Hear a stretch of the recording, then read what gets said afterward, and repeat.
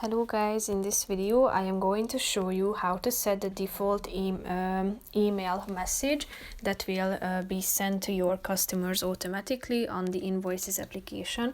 But first I just want to mention, don't forget to subscribe to my channel, because at 10,000 subscribers I am going to show you my whole YouTube revenue statistics and growth strategy, how to make money online. So let's jump into it. First of all, open the application on your phone.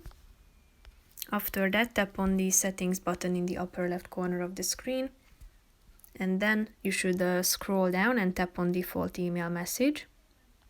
Here you can see this box, message to customer, default email message. So tap on it and just simply type in your message that will be sent to your customers.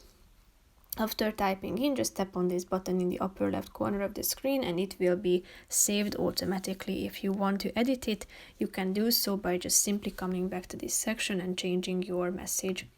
So that's pretty much it for this video, guys. See you in the next one. Bye bye.